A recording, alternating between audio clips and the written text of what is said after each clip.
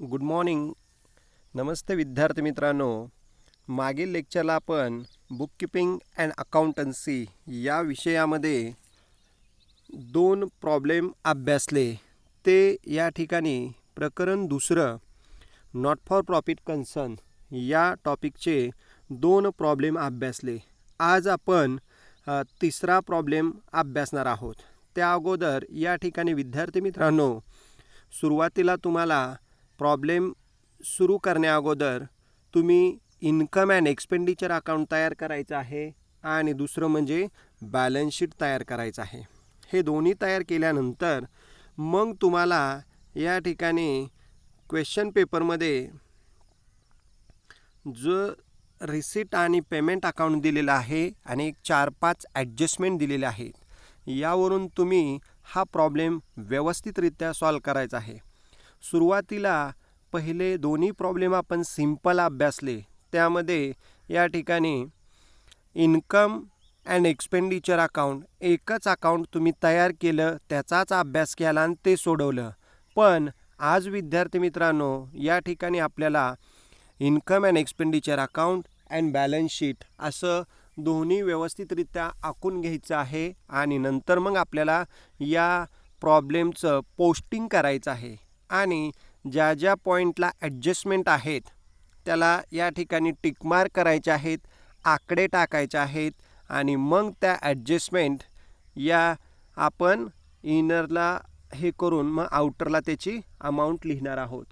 चला तर विद्यार्थी मित्रांनो, या ठिकाणी आपण सुरुवातीला अगोदर सगळे पॉईंट ट्रान्सफर करू, नंतर मग ॲडजस्टमेंटचा विचार करू आणि नंतर मग या ठिकाणी प्रॉब्लेम कसा टॅली करायचा याविषयी या आपल्या तिसऱ्या प्रॉब्लेममध्ये आपण व्यवस्थितरित्या अभ्यास करणार आहोत.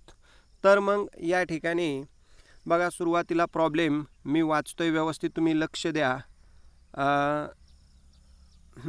बघा, सिंपल एक्झाम्पल आहे. हे सुद्धा तुमच्या टेक्स्टबुकमधलंच एक्झाम्पल दिलेलं आहे. तुमच्या टेक्स्टबुकमध्ये आहे बघा हा प्रॉब्लेम, फक्त नाव मी चेंज केलेलं आहे. बघा, या ठिकाणी तुमच्या टेक्स्टबुकमधला पहिलाच प्रॉब्लेम व्यवस्थितरित्या आपण या ठिकाणी टेक्स्टबुकमधलाच घेत आहोत. सुरुवातीला बघा, राम कला केंद्र पुणे, म्हणजे एक नाव दिलेलं आहे कला केंद्राचं, पुणे येथे आहे. त्यानंतर रिसिप्ट्स अँड पेमेंट अकाउंट आपल्याला दिलेलं आहे for the year ended 31 March 2020. Receipt आणि पेमेंट अकाउंट दिलेलं आहे बघा. Debit side, credit side, receipt amount rupees, payment amount rupees, अशा पद्धतीने आपल्याला रिसिप्ट आणि पेमेंट अकाउंट दिलेलं आहे. त्यावरून तुम्हाला इन्कम आणि एक्सपेंडिचर अकाउंट आणि बॅलन्स शीट तयार करायचं आहे. चला तर मग या ठिकाणी आपण आज हा प्रॉब्लेम व्यवस्थितरित्या समजून घेऊ. सुरुवातीला बघा, या ठिकाणी मी टिक मार्क करतोय जेणेकरून तो घटक त्या ठिकाणी तुम्ही लक्ष द्या. अगोदर फुल कॉन्सन्ट्रेशननी हा प्रॉब्लेम व्यवस्थित ऐका, पोस्टिंग ऐका आणि नंतर मग तुम्ही तुमच्या नोटबुकमध्ये सॉल्व करायचं आहे. बघा, सुरुवातीला टू बॅलन्स ब्रॉड डाऊन दिलेला आहे 3000 रुपये. हा ओपनिंग बॅलन्स आहे, तो कुठंच लिहायचा नाही. त्यामुळं ओपनिंग कॅश, ओपनिंग बॅलन्स लिहायचे नाहीत. त्यानंतर टू सबस्क्रिप्शन 5000, हे सबस्क्रिप्शन आपण रिसीटचं इन्कमला लिहिणार आहोत, म्हणजेच क्रेडिट साईडला सबस्क्रिप्शन लिहायचं आहे 5000. त्याच्यावर ॲडजस्टमेंट आहे, त्यामुळं ते इनर साईडला लिहून ठेवा सबस्क्रिप्शन. त्यानंतर पुढं आहे टू एंट्रन्स फी 4000. आता ही एंट्रन्स फीसुद्धा या ठिकाणी आपण इन्कम साईडला लिहिणार आहोत आणि त्यावर सुद्धा ॲडजस्टमेंट आहे. त्यानंतर पुढं आहे टू डोनेशन 5000, हे रेव्हेन्यू डोनेशन आहे, हे सुद्धा आपण इन्कम साईडला लिहिणार आहोत. आणि नंतर टू इंटरेस्ट 1000, हे सुद्धा इंटरेस्ट आपलं इन्कम आहे, त्यामुळे इंटरेस्टसुद्धा आपण इन्कम साईडला लिहिणार आहोत. अशा पद्धतीने विद्यार्थी मित्रांनो, या ठिकाणी रिसीटचे पॉईंट इन्कमला ट्रान्सफर करायचे आहेत. यामध्ये परत एकदा ऐका, सबस्क्रिप्शन, एंट्रन्स फी, डोनेशन आणि इंटरेस्ट, हे चारही पॉईंट आपण इन्कमला लिहिणार आहोत. आणि या ठिकाणी फक्त टू बॅलन्स ब्रॉट डाऊन पहिलं जे आहे ते विचारात घ्यायचं नाही. बाकी नंतरचे चारही पॉईंट आपण इन्कम साईडला लिहिणार आहोत. अशा पद्धतीने रिसिप्टचे जे काय पॉईंट्स आहेत ते इन्कमला लिहायचे आहेत. आता आपण या ठिकाणी पेमेंट साईडला या ठिकाणी जाणार आहोत. पेमेंट साईड म्हणजे क्रेडिट साईड आहे. पेमेंटचे सगळे पॉईंट आपण एक्सपेंडिचरला म्हणजेच डेबिट साईडला लिहिणार आहोत. बघा एक एक पॉईंट आता व्यवस्थित या ठिकाणी आपण बघूया. बाय सॅलरी 4000 ही सॅलरी आपण एक्सपेंडिचरला लिहिणार आहोत. जर ॲडजस्टमेंट असेल तर आतल्या नाही तर डायरेक्ट बाहेर लिहायची आहे. त्यानंतर बाय प्रिंटिंग अँड स्टेशनरी 1000 ही सुद्धा आपण एक्सपेंडिचरलाच लिहिणार आहोत. तो पण एक प्रकारचा एक्सपेंडिचर आहे. त्यानंतर बाय कमिशन 500 रुपये हे कमिशनसुद्धा आपण एक्सपेंडिचरलाच लिहिणार आहोत, म्हणजेच डेबिट साईडला कमिशन लिहिणार आहोत. त्यानंतर बाय रेंट 2000 हे रेंटसुद्धा आपण एक्सपेंडिचरला लिहिणार आहोत. त्यानंतर बाय इलेक्ट्रिसिटी चार्जेस 1500 रुपये हे सुद्धा आपण एक्सपेंडिचरलाच लिहिणार आहोत. त्यानंतर पुढं दिलेले मग हे वरचे चारही पॉईंट आपण एक्सपेंडिचरलाच लिहिणार आहोत. नंतरचे पुढचे पॉईंट बघा या ठिकाणी तुम्हाला दिसत असतील. फर्निचर 8000 हे फर्निचर आपण ॲसेट साईडला लिहिणार आहोत. म्हणजे फर्निचर लिहित असताना आपल्याला ॲसेटला लिहायचं आहे. आणि शेवटी म्हणजे फर्निचर 8000 रुपये ॲसेटला घ्या आणि शेवटी बाय बॅलन्स कॅरीड डाऊन 1000 रुपये हे सुद्धा आपण ॲसेट साईडला लिहिणार आहोत. म्हणजे फर्निचर आणि बाय बॅलन्स कॅरी डाऊन म्हणजेच कॅश इन हँड आहे ती, म्हणजे फर्निचर आणि कॅश इन हँड 8000 आणि 1000 हे दोन्ही ॲसेटला. बाकी वरचे चारही पॉईंट 5ही पॉईंट हे आपण या ठिकाणी एक्सपेंडिचरला लिहिणार आहोत. म्हणजे पेमेंटचे वरचे 5 पॉईंट एक्सपेंडिचरला आणि फर्निचर आणि कॅश इन हँड हे आपण या ठिकाणी ॲसेट साईडला लिहिणार आहोत. अशा पद्धतीने विद्यार्थी मित्रांनो पेमेंटचं पोस्टिंग केलेलं आहे. तर रिसीटचे पॉईंट या ठिकाणी आपण इन्कमला म्हणजे क्रेडिट साईडला आणि पेमेंटचे पॉईंट एक्सपेंडिचरला म्हणजेच डेबिट साईडला पाठवणार आहोत. तर आता आपण पुढील भाग अभ्यासणार आहोत की ज्या ॲडजस्टमेंट आहेत त्याचे प्रत्येकाचे 2 इफेक्ट आपल्याला विचारात घ्यायचे आहेत. एक एक ॲडजस्टमेंट व्यवस्थितरित्या आपण समजून घेऊ जेणेकरून तुम्हाला ती सोपी जाईल. सुरुवातीला बघा आउटस्टँडिंग रेंट ₹2000. आता हे रेंट तुम्हाला दिसत असेल या ठिकाणी. इथं बघा हे रेंट 2000 आहे. या रेंटमध्ये आउटस्टँडिंग ॲड करायचं आहे. म्हणजे 2000 200 रुपये ॲड करा. बाहेर आउटरला 200 येईल आणि लॅबिलिटी साईडला आउटस्टँडिंग रेंट 200 रुपये. म्हणजे हे रेंटमध्ये पहिली ॲडजस्टमेंट आउटस्टँडिंग रेंटमध्ये ॲड करा आणि दुसरा इफेक्ट लॅबिलिटी साईडला घ्या. अशा पद्धतीने त्याचे 2 इफेक्ट झालेले आहेत, रेंटमध्ये ॲड आणि लॅबिलिटी साईडला. आता दुसरे ॲडजस्टमेंट या ठिकाणी आपण बघणार आहोत.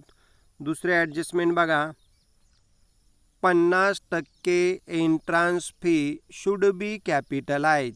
म्हणजे एंट्रान्स फी आपल्याला 50% रक्कम आहे ती कॅपिटलाइज करायची म्हणजेच कॅपिटल फंडात ॲड करायची. तर आपण याचे इफेक्ट समजून घेऊ. आता बघा एंट्रान्स फी तुम्हाला दिसते. एंट्रान्स फी या ठिकाणी आपल्याला 4000 रुपये आहे. ही 4000 रुपये एंट्रान्स फी आपण इन्कमला लिहिणार आहोत. त्यामधनं लेस 50% एंट्रान्स फी कॅपिटलाइज म्हणजे 4000तून 2000 गेले, आउटरला 2000 येतील आणि हेच 2000 रुपये कॅपिटलाइज करायला लावले. म्हणजेच लॅबिलिटी साईडला या ठिकाणी एंट्रान्स फी कॅपिटलाइज कॅपिटल फंडामध्ये ॲड करायचे. म्हणजेच थोडक्यात एंट्रान्स फीमधून 50% रक्कम लेस करा आणि तीच 50% रक्कम कॅपिटल फंडामध्ये ॲड करा. अशा पद्धतीने या चे दोन इफेक्ट आहेत, एंट्रन्स फीमधून लेस आणि कॅपिटल फंडामध्ये ॲड. ठीक आहे, आता आपण तिसरी ॲडजस्टमेंट या ठिकाणी बघणार आहोत. ती व्यवस्थित लक्ष द्या, कारण ही ॲडजस्टमेंट महत्त्वाची आहे. तिसरी बघा, व्यवस्थित समजून घ्या. Subscription includes ₹1000 as subscription received in advance. म्हणजे 1000 सबस्क्रिप्शन आपण आगाऊ घेतलेलं आहे. तर विद्यार्थी मित्रांनो, याचे दोन इफेक्ट व्यवस्थित ऐका. आपण अर्धीच ॲडजस्टमेंट यासाठी वाचलेली आहे. सबस्क्रिप्शनमध्ये ₹1000 ॲडव्हान्स रिसिव्ड आहे, अगोदर घेतलेलं आहे पुढच्या वर्षीचं. आपलं अकाउंट सांगतं की 1 एप्रिल ते 31 मार्च 12 महिन्याचाच हिशोब दाखवायचा आहे. म्हणजे हे ₹1000 ॲडव्हान्स घेतलेलं आहे, ते आपल्याला या ठिकाणी ॲडव्हान्स लेस करायचं आहे. म्हणजे आता या ठिकाणी बघा, सबस्क्रिप्शन आपण सुरुवातीला सबस्क्रिप्शन ₹5000 इन्कमला लिहिणार आहोत. त्यातनं हे ₹1000 ॲडव्हान्स लेस करा ₹1000. आणि त्याचा दुसरा इफेक्ट लॅबिलिटी साईडला सबस्क्रिप्शन रिसिव्ड इन ॲडव्हान्स 1000. म्हणजे परत ऐका, सबस्क्रिप्शनमधनं ॲडव्हान्सेस ₹1000 लेस करा आणि दुसरा इफेक्ट लॅबिलिटी साईडला. अशा पद्धतीने ही अर्धीच ॲडजस्टमेंट झालेली आहे. अर्धी ॲडजस्टमेंट अजून पुढं आहे. म्हणजे सबस्क्रिप्शनमधनं ॲडव्हान्सेस लेस करा आणि दुसरा इफेक्ट लॅबिलिटी साईडला या ठिकाणी पोस्टिंग करा. म्हणजे 5000तून 1000 गेले 4000 आणि ₹1000 ते लॅबिलिटी साईडला दाखवा. आता परत सबस्क्रिप्शनवर अजून ॲडजस्टमेंट आहे, त्यामुळे ते इनर साईडलाच रक्कम 4000 ठेवायची आहे, लक्षात घ्या. आता पुढची अर्धी ॲडजस्टमेंट बघा. इथपर्यंत आपण अर्धी पाहिली. आता या ठिकाणी पुढची अर्धी ॲडजस्टमेंट इथून आपल्याला सुरू करायची आहे बघा. And subscription outstanding for current year was ₹500. म्हणजे चालू वर्षामध्ये आउटस्टँडिंगसुद्धा आहे या ठिकाणी ₹500. म्हणजे या ठिकाणी आपल्याला ₹500 येणं बाकी आहे. तर त्याचे इफेक्ट आहे का, सबस्क्रिप्शन आपण इन्कमला लिहिणार आहोत. त्यामध्ये ॲड आउटस्टँडिंग ₹500. मगाशी ते 4000 होते, त्यात हे ₹500 ॲड करा. आउटरला 4500 येणार आहे. आणि नंतर हे ₹500 ॲसेट साईडला लिहिणार आहोत. Outstanding subscription. आउटस्टँडिंगचे दोन अर्थ आहेत. जर इन्कम आउटस्टँडिंग असेल तर येणं आहे, आणि जर एक्सपेंडिचर आउटस्टँडिंग असेल तर देणं आहे. त्यामुळे आउटस्टँडिंगचे दोन अर्थ व्यवस्थित समजून घ्या. इथं सबस्क्रिप्शन इन्कम आहे, म्हणून सबस्क्रिप्शनमध्ये आउटस्टँडिंग सबस्क्रिप्शन ॲड करा ₹500 आणि दुसरा इफेक्ट या ठिकाणी तुम्ही ॲसेट साईडला लिहायचं आहे, आउटस्टँडिंग सबस्क्रिप्शन 500. अशा पद्धतीने हे तिसरे ॲडजस्टमेंट आपण अभ्यासलेले आहे. परत एकदा ऐका, तिसरे ॲडजस्टमेंट ₹1000 लेस करा आणि लॅबिलिटीला लिहा. आणि ₹500 हे ₹500 ॲड करून ॲसेटला लिहा. तर या पद्धतीने ही एक दरवेळी विचारली जाणारी ॲडजस्टमेंट. म्हणजे ॲडव्हान्सेस 1000 लेस लॅबिलिटी साईडला आणि आउटस्टँडिंग सबस्क्रिप्शन ॲड करून ॲसेट साईडला. अशा पद्धतीने ही तुमची तिसरी ॲडजस्टमेंट झालेली आहे. आता चौथी ॲडजस्टमेंट बघा. ही एक महत्त्वाची ॲडजस्टमेंट आहे चौथी. Depreciate furniture at 8%. 8% डेप्रिसिएशन फर्निचरवर आपल्याला चार्ज करायचं आहे. त्यासाठी आता फर्निचर बघा, या ठिकाणी अगोदर फर्निचर इथं 8000 आहे. मग आता लक्ष द्या, फर्निचर आपण ॲसेटला लिहिणार आहोत. त्यामधनं 8% डेप्रिसिएशन लेस करायचं आहे. आणि दुसरा इफेक्ट या ठिकाणी एक्सपेंडिचर साईडला आपल्याला लिहायचं आहे. म्हणजे फर्निचरमधनं डेप्रिसिएशन लेस करा आणि दुसरा इफेक्ट आपण या ठिकाणी एक्सपेंडिचर साईडला लिहिणार आहोत. तर या पद्धतीने आपल्याला डेप्रिसिएशन लेस करायचं आणि एक्सपेंडिचरला घ्यायचं. त्या चला तर मग या ठिकाणी तिसरे ॲडजस्टमेंट, या ठिकाणी आपल्याला 8% डेप्रिसिएशन दिलेलं आहे. आता 8,000 रक्कम आहे बघा. 8,000चे 2 शून्य झाका 1%ला 80 रुपये. तर 8%ला किती? मग 80 गुणिले 8, 8 8 64, 640 रुपये डेप्रिसिएशन येतं आहे.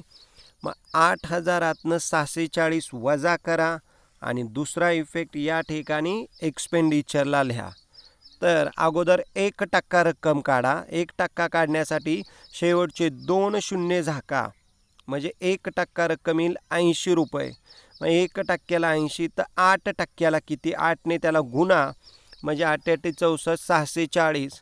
म्हणजे फर्निचर आपण असेटला लिहिणार 8,000, त्यातनं लेस डेप्रिसिएशन 640, आणि दुसरा इफेक्ट एक्सपेंडिचर साईडला टू डेप्रिसिएशन ऑन फर्निचर 640. म्हणजे या पद्धतीने ही डेप्रिसिएशनची ॲडजस्टमेंट आहे फर्निचरमधनं लेस एक्सपेंडिचरला. आता पुढची ॲडजस्टमेंट या ठिकाणी आपण अभ्यासणार आहोत. 5वी ॲडजस्टमेंट महत्त्वाची. Capital fund was ₹3,000. आपल्याला कॅपिटल फंड 3,000 रुपये दिलेला आहे. हा कॅपिटल फंड आपण त्याचा एकच इफेक्ट करायचा आहे, तो म्हणजे लायबिलिटी साईडला कॅपिटल फंड ₹3,000. अशा पद्धतीने याचा एकच इफेक्ट होणार आहे, कारण कॅपिटल फंड आपण लायबिलिटीला घेतो. वरच्या 4 ॲडजस्टमेंटचे 2-2 इफेक्ट झाले, परंतु कॅपिटल फंडाचा एकच इफेक्ट लायबिलिटी साईडला आपण कॅपिटल फंड लिहिणार आहोत 3,000 रुपये इनर साईडला. तर या पद्धतीने 5वी ॲडजस्टमेंट आपण अभ्यासलेले आहेत. परत एकदा व्यवस्थित ऐका. ॲडजस्टमेंटचे इफेक्ट मी तुम्हाला 1-2 मिनटात सांगतोय. ज्यांना समजलं आहे त्यांनी लक्ष द्या, ज्यांना समजलं नसेल त्यांनी व्यवस्थित समजून घ्या. कारण का की या ठिकाणी या ॲडजस्टमेंट महत्त्वाच्या आहेत. पहिली बघा, या ठिकाणी आउटस्टँडिंग रेंट ₹200 रेंटमध्ये ॲड करा, आणि दुसरा इफेक्ट लायबिलिटी साईडला. दुसरी ॲडजस्टमेंट बघा, 50% एंट्रान्स फी कॅपिटलाइज्ड. एंट्रान्स फीमधून 50% रक्कम लेस करा, आणि दुसरा इफेक्ट या ठिकाणी कॅपिटल फंडात लायबिलिटीला ॲड करा. आता तिसरी ॲडजस्टमेंट बघा, सबस्क्रिप्शनमध्ये इन्क्लूड 1,000 रिसिवड इन ॲडव्हान्स. 1,000 रुपये आगाऊ आहेत, तर सबस्क्रिप्शनमधनं लेस करा आणि लायबिलिटी साईडला लिहा. आणि आउटस्टँडिंग सबस्क्रिप्शन करंट इयर 500 रुपये, चालू वर्षाचं सबस्क्रिप्शन येणं बाकी आहे, तर त्या सबस्क्रिप्शनमध्ये आउटस्टँडिंग ॲड करून असेटला लिहा. त्यानंतर चौथी ॲडजस्टमेंट बघा, म्हणजे तिसऱ्या ॲडजस्टमेंटमध्ये 2 ॲडजस्टमेंट आहेत, ॲडव्हान्सेस आणि आउटस्टँडिंग. आता चौथी ॲडजस्टमेंट बघा, डेप्रिसिएट फर्निचर. फर्निचरमधनं लेस करा आणि एक्सपेंडिचरला लिहा. आणि शेवटी 5वी adjustment capital fund. Capital fund liability साईडला दाखवा. तर या पद्धतीने विद्यार्थी मित्रांनो, या एकूण 5 ॲडजस्टमेंट आपण अभ्यासलेले आहेत. आता पुढील भाग आपण अभ्यासणार आहोत. तर या ठिकाणी पुढचा जो घटक दिलेला आहे आपल्याला, तो दिलेला आहे इन्कम अँड एक्सपेंडिचर अकाउंट. त्यामध्ये ॲन्सरमध्ये एकदा व्यवस्थित बघू, म्हणजे जेणेकरून तुम्हाला लक्षात येईल की कोणत्या पॉईंटचे कसे इफेक्ट झालेले आहेत. बघा, सुरुवातीला expenditure, income and expenditure account हे आपल्याला बघायचं आहे. त्यामध्ये इन्कम अँड एक्सपेंडिचरमध्ये डेबिट साईडला एक्सपेंडिचर आहेत आणि क्रेडिट साईडला इन्कम आहे. तर डेबिटचे एक्सपेंडिचर एक पॉईंट व्यवस्थित बघू आपण. बघा, डेबिटला एक्सपेंडिचरला टू सॅलरी डायरेक्ट आउटरला 4,000 रुपये दिलेला आहे. त्यानंतर टू रेंट 2,000 रुपये इनरला, त्यात ॲड आउटस्टँडिंग 200, बाहेर 2200. त्यानंतर टू प्रिंटिंग अँड स्टेशनरी 1000 रुपये. त्यानंतर पुढं आहे टू कमिशन 500 रुपये. अशा पद्धतीने ही डेबिटची अर्धी साईड एक्सपेंडिचर आपण अभ्यासली. आता पुढं या ठिकाणी अर्धी दिलेली आहे बघा, लक्ष द्या. टू डेप्रिसिएशन ऑन फर्निचर 640 आणि नंतर मग आपल्याला सरप्लस निघालेला आहे, प्रॉफिट आहे तो 2660. तो प्रॉफिट आपल्याला इन्कममधनं एक्सपेंडिचर वजा केलं की 2660 प्रॉफिट निघणार आहे. तर अशा पद्धतीने हा तुमचा प्रॉफिट आहे. आता ही झाली एक्सपेंडिचर साईड म्हणजेच डेबिट साईड झाली. आता आपण इन्कम साईड म्हणजेच क्रेडिट साईड बघणार आहोत. बघा मग या ठिकाणी इन्कम साईडला आपल्याला काय काय दिलेलं आहे बघा. बाय सबस्क्रिप्शन 5000 रुपये इनरला. त्यातनं लेस ॲडव्हान्सेस ॲडजस्टमेंट मग अशी सांगितली होती, ॲडव्हान्सेस 1000 लेस करा. इनरलाच रक्कम येणार आहे तुमची 4000 रुपये वजा बाकी. आणि नंतर मग त्यामध्ये ॲड आउटस्टँडिंग करंट इयरचे 500 रुपये ॲड करा. मग आउटरला अमाऊंट येईल 4500. म्हणजे ॲडव्हान्सेस लेस आउटस्टँडिंग ॲड करा. त्यानंतर बाय एंट्रान्स फी 4000 रुपये. त्यातनं लेस 50% रक्कम कॅपिटलाइज म्हणजे 50% म्हणजे निम्मी रक्कम. 4000च्या निम्मे 2000 रुपये म्हणजे 50% रक्कम लेस करून बाहेर आउटरला येईल 4000तून 2000 गेले, आउटरला 2000 रुपये येणार आहे. त्याचबरोबर या ठिकाणी हे 2-3 पॉईंट अभ्यासले. आता पुढच्या स्लाईडला 1-2 पॉईंट या ठिकाणी बघा. बाय डोनेशन 5000 रुपये. हे डोनेशनसुद्धा आपल्याला या ठिकाणी इन्कम साईडला दाखवायचं आहे. आणि नंतर म्हणजे अशा पद्धतीने हे सबस्क्रिप्शन, एंट्रान्स फी, डोनेशन आपल्याला दाखवायचं आहे. आणि अजून महत्त्वाचं म्हणजे इंटरेस्ट 1000 रुपये. हे इंटरेस्टसुद्धा आपल्याला इकडंच दाखवायचं आहे. कुठं? या ठिकाणी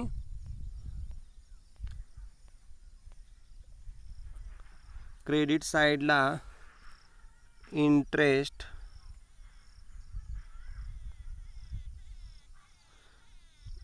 1000 रुपये इंटरेस्ट या ठिकाणी येणार आहे.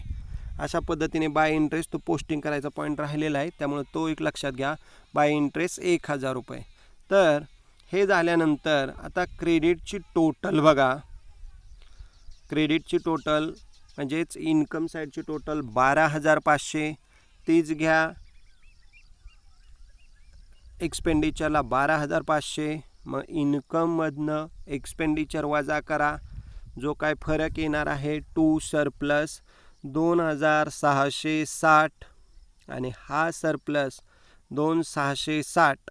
हा सरप्लस आपल्याला या ठिकाणी म्हणजे निघलेला जो काय सरप्लस आहे तो 2660.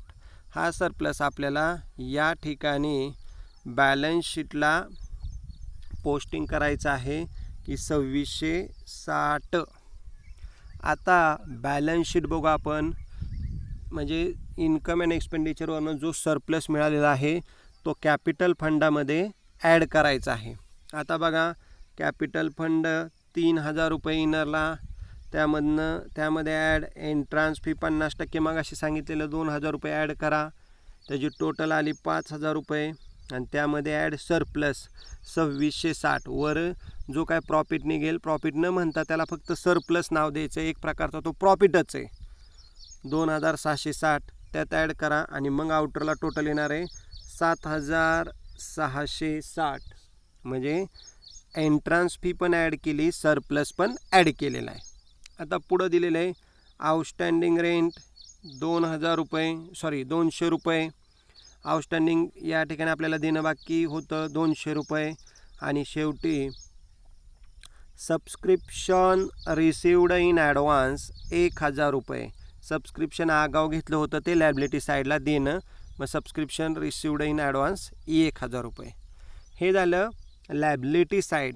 आता आपल्याला ॲसेट साईडकडे जायचं आहे. बघा ॲसेट साईड फर्निचर 8000 रुपये दिलेलं आहे. त्यातनं लेस डेप्रिसिएशन 640, आउटरला वजाबाकी आहे 7360, म्हणजे फर्निचरमधनं डेप्रिसिएशन लेस केलेलं आहे आपण. आउटरला अमाऊंट 7360 घेतलेली आहे.